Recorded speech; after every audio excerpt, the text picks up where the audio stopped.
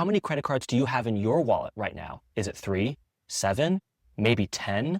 Let's face it, most guys are leaving hundreds, maybe thousands of dollars on the table by using the wrong cards. So today, I'm going to discuss the 3 cards that I use that are simple, effective, and help me build wealth with as little stress as possible. So I used to be that guy with 10 credit cards in my wallet. Think the American Express Gold card for my groceries and for dining out, the Platinum card for hotels and flights, one card for gas and another card for streaming services. The mental load of having to track exactly which card to use for each situation just caused me to spend more time in a spreadsheet optimizing what card to use in every situation than actually living my life. This realization that I was spending more mental energy managing my cards than actually having fun in my life led me to simplify my approach to credit cards and distill down to just 3 specific cards. This is because I asked myself, what is the simplest 3-card setup that I can use to maximize the value that I get while minimizing the time and effort that I spend managing these cards? And today, that's what I'm going to discuss. So the idea is that each card has one job, no overlap, no thinking of which one is best in each scenario.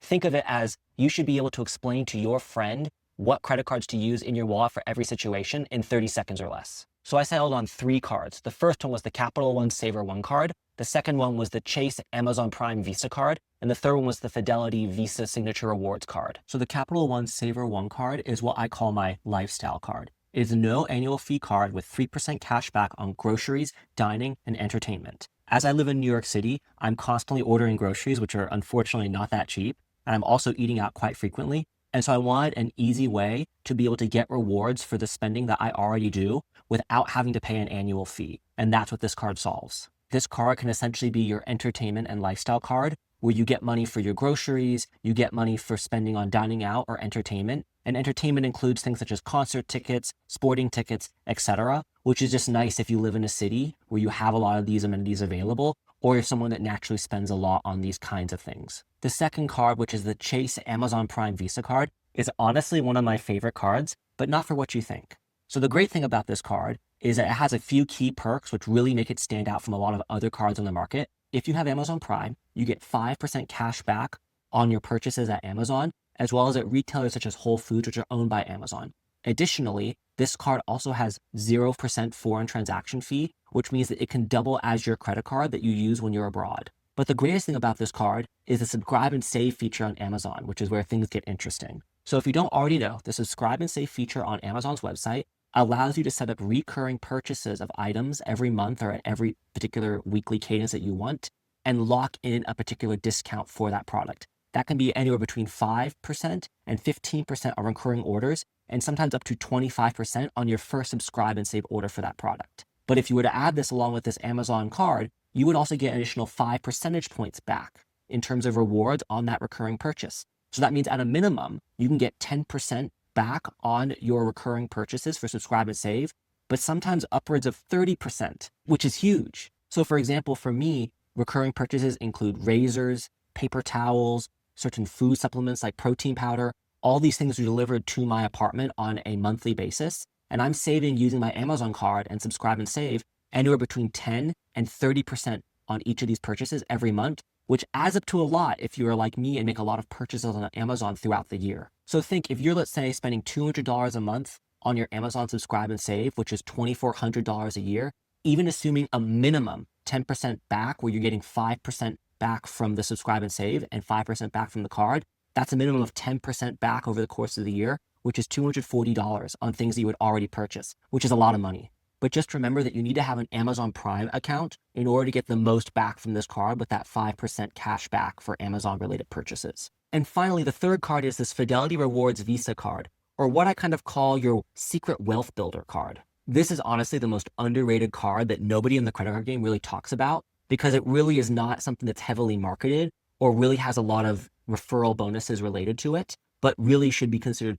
honestly, I would say your mainstay credit card for almost every situation besides the ones those previous cards I listed covered. What it does is give you a flat 2% cash back on all of your purchases made on the card, which is deposited directly into your Fidelity brokerage account. Now, why this is genius is because most people who get their cash back just go and spend it on something. However, if that cash back is deposited directly into your brokerage account, you can invest it. And in that way, you can kind of think of it as a secret investment account which reduces your need to actually put money into your investment account. So let's say, for example, in a pretty optimistic sense, you are spending $10,000 a year on this card. At the 2% cash back, that means $200 a year are deposited into your Fidelity brokerage account on a yearly basis. So let's say you invested that $200 a year over 30 years at an average percent real return. That can be, in an optimistic scenario, between $18,000 and $20,000 after those 30 years, which is insane. You essentially turned your normal spending on a credit card into a forced savings method for retirement in a way that doesn't require that you cut back on other areas of your life. Also, this card has a nice little credit for global entry or TSA pre-check, which is just another way that you can get an $85 to $100 value out of this card, separate from the cashback rewards. Just to note, if you don't have this card already and you don't have a Fidelity account, during sign up, just make sure that you know like where this particular cashback is deposited.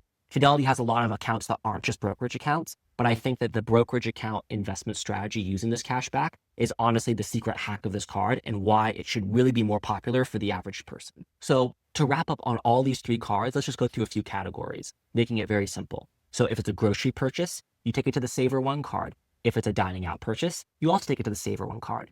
If it's an Amazon purchase, you take it to the Amazon card.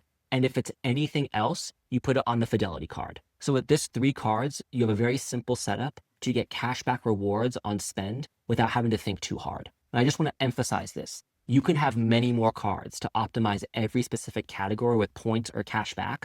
But what you really want to make sure is that before you start doing any of that, start with a simple card setup to maximize most of the value that you can get with as little effort as possible on your part. Because let's face it, if you have to put more effort in, that means more stress and more opportunities to mess up in terms of using the wrong card for the wrong situation.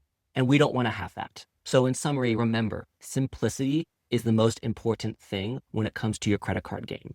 You want to have as little mental effort as possible and get the most value out of your cards as possible.